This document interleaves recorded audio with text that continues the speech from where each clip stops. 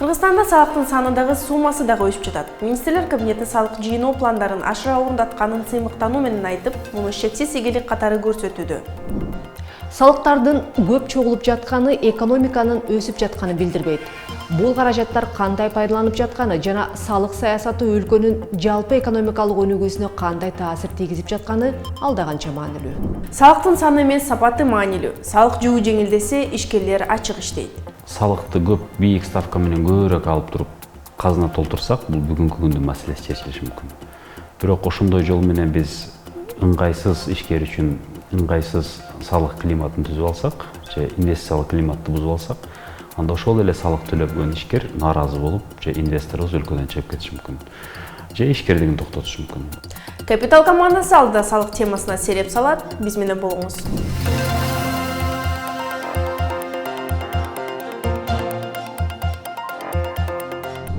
Жогорку кеңештин депутаттары салыктык эмес киришилер жөнүндө кодексине өзгөртүүлөрдү биринчи окууда кабыл алышты. Анда жолдорду оңдоо жана тейлөө үчүн күйүүчү майлоочу ар бир литрине жаңы төлөм киргизүүнү каралган. Салыктын бул түрү дүйнөлүк тажрыйба. Көп өлкөлөр транспорт, жол салыгын күйүүчү майга байлап коюшат. Мындай ыкма акыйкат жана жеңил. Анткени транспортко салык салса, аны бир гана унаасы барлар төлөйт. Ал эми күйүүчү майдан алынган салыктын таасири бардык жарандарга бирдей тиет. Бирок Кыргызстандын шартында бул кайталанма салык болуп саналат. Унаа ээлери күйүүчү майлоочу материалдарды сатып алууда акциздик салык жана мүлк салыгы төлөшөт. Ал эми бензиндин 1 литринен алына турган жаңы салык чындыгында эле бир эле нерсе үчүн эки эселенген төлөм болуп калат. Мындай шартта транспортко болгон салыкты сактап калуу менен бензинге жаңы салыкты киргизүү керектөөчүлөргө кошумча салык жүгүн жаратууда. Салыктардын мындай топтолушу төмөнкүдөй терс кесепеттерге алып келет. Мисалы, акыркы керектөөчүлөр үчүн бензиндин өздүк наркынын олуттуу өсүшү бул алардын сатып алуу жөндөмдүүлүгүн төмөндөтөт. Транспорттун наркынын жогорулашы жана анын натыйжасында товарлардын жана кызмат көрсөтүүлөрдүн баасынын өсүшү. Күйүүчү майга көбүрөөк каражат жумшоого аргысыз болгон калктын кирешесинин азайышы. Андыктан салыктын бул түрү кире турган болсо, анда кыймылдуу мүлк, тактап айтканда транспорт салыгы жоюлушу керек. Ошондой эле бир катар товарларды кайра иштетүү үчүн төлөм, тактап айтканда утиль салыгы боюнча мыйзам күчүнө кирди. Утиль салыгы өлкөнүн ичинде да, чет өлкөдө да өндүрүүчүлөр жана импорттоочулар үчүн милдеттүү төлөм болуп калат. Утиль салыгы майлоочу майлар, аккумуляторлор, анын ичинде коргоошун жана электромобилдер үчүн шиналар, электроника, тиричилик техникасы, фильтрлер, ошондой эле аралаш материал, картон, резина, пластмасса жана полимерлерден жасалган товарлар жана таңгактар сыяктуу товарлардан алынат. Демек Кыргызстанда эми автоунаа, электроника жана үй тиричилик техникасынын баасы кымбатташы толук ыктымал. Себеби өндүрүүчүлөр жана импорттоочулар салык жүгүн товардын баасына кошушат. Соңку 3 жылда Кыргызстанда салык жыйымдарынын таасирдүү өсүшү байкалды. Министрлер кабинети салык жыйноо пландарын ашыра орундатканын сыймыктануу менен айтып, муну шексиз ийгилик катары көрсөтүүдө. Бирок бул чын эле ушундайбы? Кесиптешим Назгүл Мират түшүндүрөт. 2021-24 жылдар аралыгында салык төлөмдөрүнүн туруктуу өсүшү байкалып келет. 2021 жылы чогултулган салыктын көлөмү 28,7, 2022 жылы 30,7% өскөн. Ал эми 2024 жылдын алгачкы 3 айында мурунку жылдын ушул мезгили менен салыштырганда өсүү 28% түзгөн. Бир караганда бул экономика кубаттанып жана көмүскө экономиканын көрсөткүчү кыскарып жатканынан кабар бергендей көрүнөт. Бирок абалды терең талдай келсек, бир катар көйгөйлүү тенденциялар ачыкталат. Өкмөт чынында эле салык тескөөнү санариптештирүү, көмүскө экономика менен күрөшүү боюнча бир катар чараларды көрүп келет. Мисалы, электрондук эсеп фактураларды киргизүү, онлайн кассаларды милдеттүү колдонулушу жана кошумча нарк салыгы боюнча милдеттүү каттоо чегин төмөндөтүлүшү.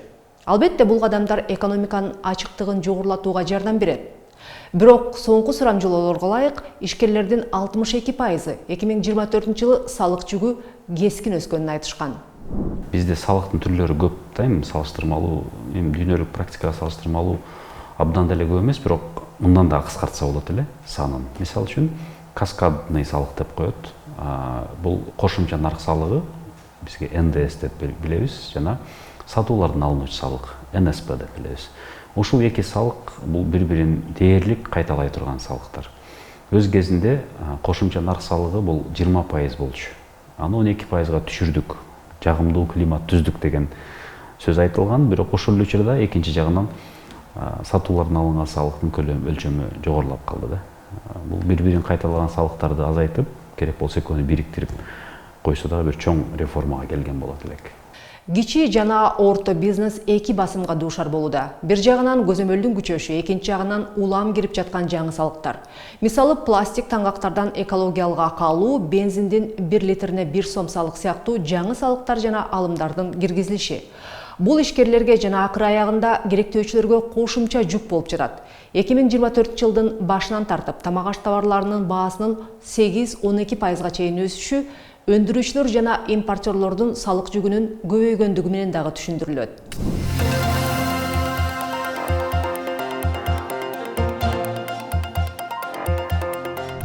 Акыркы 3 жылда Кыргызстанда негизги товарлар жана кызматтардын баасы олуттуу кымбаттады. Расмий маалыматтарга ылайык, 2021 жылы инфляциянын деңгээли 11,9%, 2022 жылы 14,5%, ал эми 2023 жылы 12,7% түзгөн. Бирок чынында абал алда канча татаал.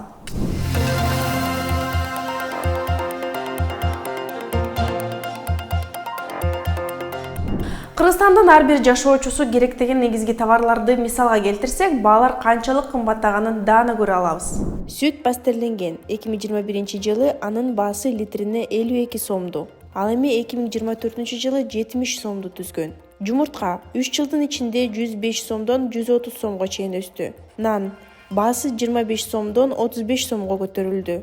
Картошка 2021 жылы килограммы 30 сом болсо, азыр 40 сомдон сатылууда. Уй эти килограммы 483 сомдон 690 сомго кымбаттады. Un килограммы 51 сомдон 75 сомго чейин. Шекер килограммы 71 сомдон 80 сомго чейин кымбаттады. Күрүч анын баасы 2 эсе кымбаттады. Килограммы 82 сомдон 170 сомго чейин. Азык-түлүк баасы 2021 жылдан 2024 жылга чейин болжол менен 43,5%га өскөн.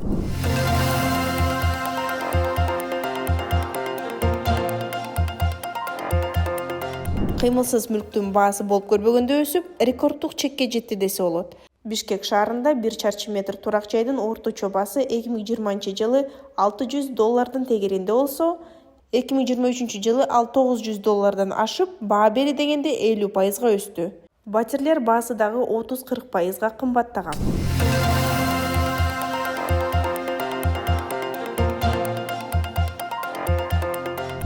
Ошондой эле турмуш тиричилик техникасы жана электроника баасы да айтарлык өскөн. Мисалы, муздаткычтардын жана жуучу машиналардын баасы 35-45%га, ноутбуктар жана смартфондордун баасы 45-55%га өскөн. Жалпысынан алганда, акыркы 3 жылда Кыргызстанда реалдуу инфляция расмий көрсөткүчтөрдөн бир кыйла жогору болууда. Адистердин айтымында инфляция реалдуу деңгээли 20%дан ашы мүмкүн. Бул калктын сатып алуу жөндөмүн олуттуу түрдө төмөндөтүп, жашоо сапатын начарлатты. Экономисттер чогултулган салыктардын өсүүсү негизинен салык базасын кеңейтүү эмес, бар салык төлөөчүлөргө басым жасоонун эсебинен болуп жаткандыгын белгилешет. Жөнөкөй сөз менен түшүндүргөндө, өкмөт саан уйдун санын көбөйткөндүн ордуна болгон уйдун сүтүн музоосуна калтырбай саап алууда деген сөз. Бул экономиканын өсүшүн жана жаңы жумуш орундарын түзүүнү стимулдаштыруунун ордуна иштеп жаткан ишкерлердин мүмкүнчүлүгүн кыскартып жатат. Салыкты көп бийик ставка менен көбүрөөк алып туруп казына толтурсак, бул бүгүнкү күндүн маселеси чечилиши мүмкүн. Бирок ошондой жол менен биз ыңгайсыз ишкер үчүн ыңгайсыз салык климатын түзүп алсак, же инвестициялык климатты бузуп алсак, анда ошол эле салык төлөбөгөн ишкер нааразы болуп, же инвесторубуз өлкөдөн чыгып кетиши мүмкүн. Же ишкерлигин токтотушу мүмкүн. Ошондой жол менен биз бир күндүк маселени чечкенибиз менен болочоктун, эртеңки күндүн маселесин чече албай, салыктын көлөмү азайып кетиши мүмкүн. Ошондуктан жанагы эле айтып өткөндөй, ошол балансты ар дайым кармаш керек. Ишкерге жагымдуу шарт түзүп, Кыргызстанда ишкердик өнүгүп, экономикасы өнүгүүсү үчүн албетте салык саясаты бул жөнөкөй, түшүнүктүү болуш керек. Кадимки карапайым ишкерге. Биз сыяктуу юристтер же болбосо бухгалтерлердин жардамысыз бүгүнкү күндө ишкерлер түшүнбөйт, ачыгын айтканда, биздин салык мыйзамдарды. Бир топ эле татаал да. Мүмкүн болушунча жөнөкөйлөштүрүш керек. Салык кызматы 2024 жылдын январь-август айларында салыктар жана камсыздандыруу алымдарын чогултуу пландан ашык аткарылганын билдирди. Жалпысынан 187 миллиард 718,5 миллион сом чогултулган. Бул пландалган суммадан 7 миллиард сомго көп. Салык кызматы салыктарды ашыкча чогултууну жетишкендик катары көрсөтүүдө. Бирок салыктарды пландан ашык чогултуу деген өкмөт келечектеги кирешен несебенен азыркы чыгымдарын жаап жатканын билдирет. Жана бул ишкерлерге түшкөн дагы бир жүк. Салыктардын көп чогулуп жатканы экономиканын өсүп жатканын билдирбейт.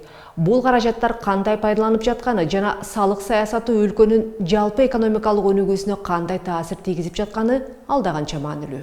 Бюджеттик каражаттарды пайдалануунун ачыктыгынын жоктугу дагы бир олуттуу проблема. Салыктык түшүүлөр рекорддук деңгээлде болсо дагы 2024 жылдагы бюджеттин тартыштыгы ички дүң продукциянын 3,5% деңгээлинде деп болжонууда.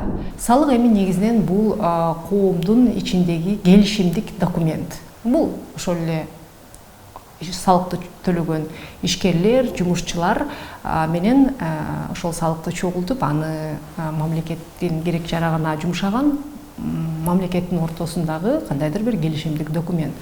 Ал эми кандай гана келишим болбосун биз билебиз, ишеним болбогон жерде келишим дагы иштебейт да. Андыктан ишеним эмнеге негизделет? Ишеним алды менен ачык айкындуулукка негизделет. Мынакей 2 жыл болуп калды окшойт, ошол эле мамлекеттик бюджет деген эң маанилүү биздин документ азыр сыр документ деп, мисалы үчүн ачык чыгарылбай калды. Мурда мисалы үчүн ошол эле Каржы министрлигинин сайтына кирип, каалаган адам ошол бюджет менен таанышуу мүмкүнчүлүгү бар болчу, бирок азыр буну дагы мындай сыр деп жаап коюшту.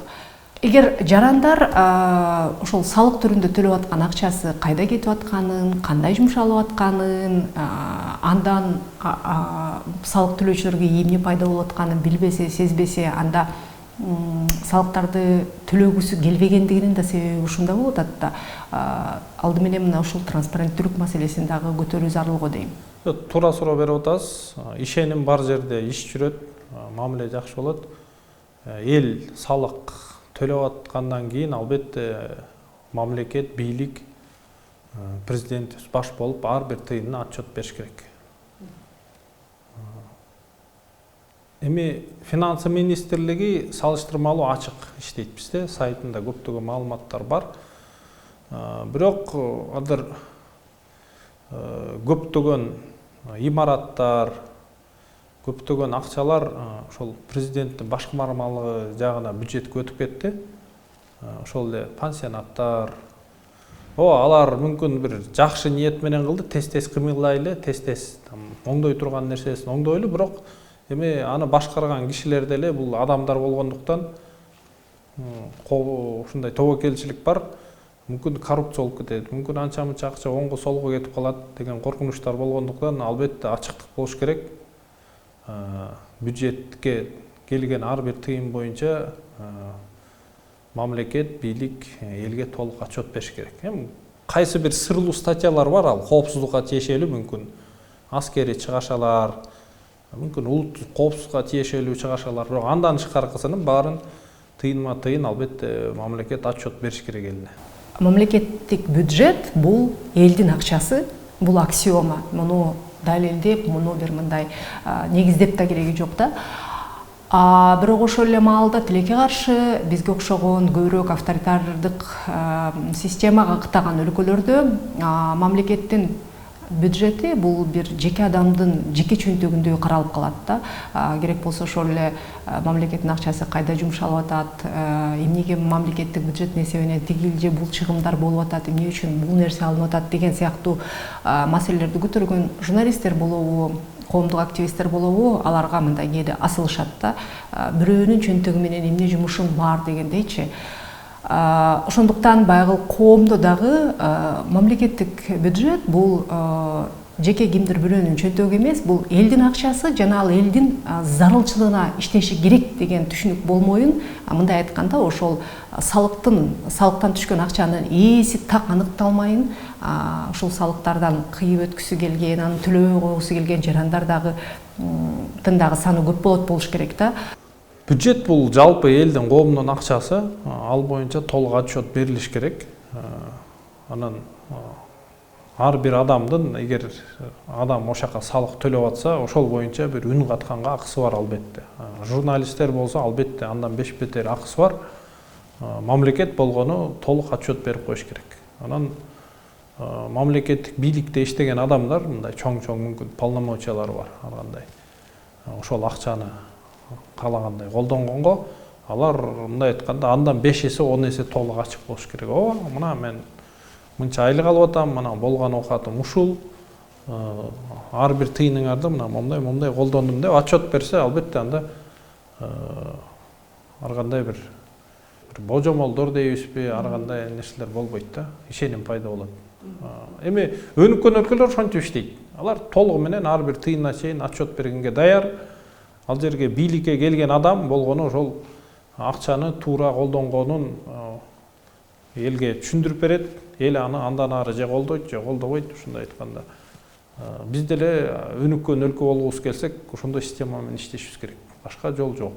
Бул мындай айтканда бир мамлекет деп аталдык, Кыргызстан өлкөсүбүз, мамлекет деп аталдык, ортого бир жалпы көйгөйлөргө бир акча чогултуп атабыз. Ошону колдонгон адам башкаларга толук отчет бериш керек тыйынына чейин. О, мен силерден чогулткан акчаны мына буга колдондум деп, мына толук отчет берип коюш керек болгон ошол.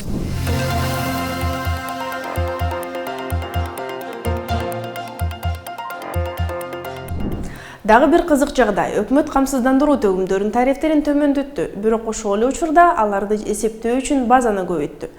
Натыйжада пайыздык ченемде салык азайгандай көрүнөт. Чынында социалдык салык жүгү тескеринче оорлоду. Кол сандар реалдуулукту кантип жашыра турганын Назгүл Мурат чечмелейт.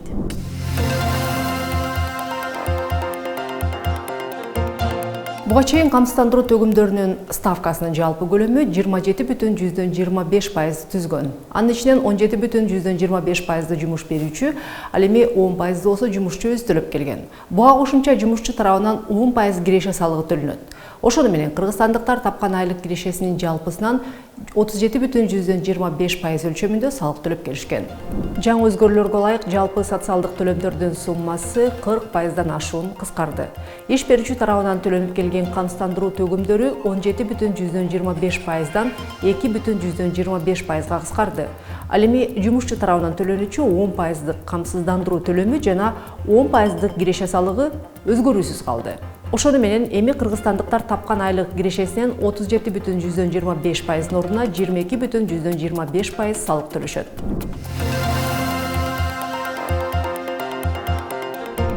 Бирок ошол эле маалда айлыктын орточо базасы жана андан салыктарды саноо системасы дагы өзгөрдү.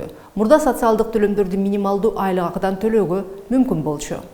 Анын көлөмү мисалы Бишкек шаарында 12.234 сом деп эсептелген. Мындай айтканда иш берүүчү менен жумушчу эң аз дегенде 4,5 сом социалдык салыктарды төлөп келген. Эми болсо социалдык төлөмдөр орточо айлык акыдан саналат. Анын суммасы азыр Бишкекте 30.749 сомду түзөт. Демек Бишкек шаарындагы жумушчулар эми эң аз дегенде 6.900 сом социалдык салыктарды төлөшү керек болот. Ошону менен социалдык төлөмдөрдүн жалпы суммасы 40%га кыскарганы менен салык алынуучу айлыктын суммасы 2 эседен ашык жогорулады.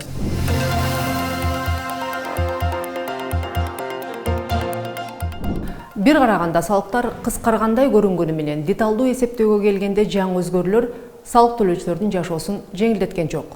Дагы бир маанилүү өзгөрүү — министрлер кабинети айлык акыны нактылай төлөм менен жүргүзүүгө тыюу салды.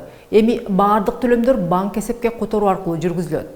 Социалдык салыктардын оордугунан кыргызстандыктардын көбү айлык акыны конверт менен алат. Демек, бул өзгөрүү бизнес үчүн дагы бир баш оору болууда. Бирок экинчи жагынан алганда бул көмүскө экономиканын көрсөткүчүн азайтууга багытталган чара болушу мүмкүн. Бирок ал үчүн өкмөт мындан дагы кескин салык реформаларына баруусу зарыл.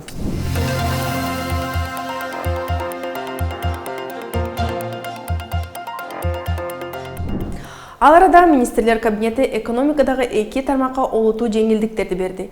2011 жылы Кыргыз Республикасынын жогорку технологиялар паркы боюнча атайын мыйзам кабыл алынган.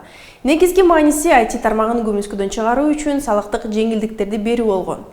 Алгач бул ыкма убактылуу чара катары киргизилсе, жакында эле өкмөт бул тармакка берилген салык жеңилдигин мөөнөтсүз деп жарыялады.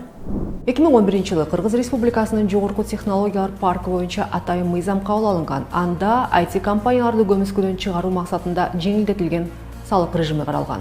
Мыйзамга ылайык киреше салыгы 10%дан 5%га жана социалдык камсыздандыруу төлөмдөрү 27,25%дан 12%га чейин төмөндөтүлгөн. Жыйынтыгында иш берүүчү менен жумушчу биригип 37,25%-дын ордуна 17% салык төлөп калган. Демек, социалдык салык жүгү IT компаниялар үчүн дээрлик 55%га кыскарган. Жыйынтыгында казынага төлөнгөн салыктар кем дегенде 55%га кыскарышы керек болчу. Бирок жагдай тескеринче өнүккөн. Ушундай эле жеңилдиктер эми креативдүү багытта иш алып барган ишкерлерге берилди. 2022 жылы президент Садыр Жапаров жаратмандык индустрия паркы жөнүндө мыйзамга кол койгон. Жаратмандык индустрия паркынын резиденттери үчүн өзгөчө салык режими бар. Тактап айтканда, киреше салыгы, кошумча нарк салыгы жана сатуу салыгынын ордуна резиденттер квартал сайын киреше салыгын төлөшөт.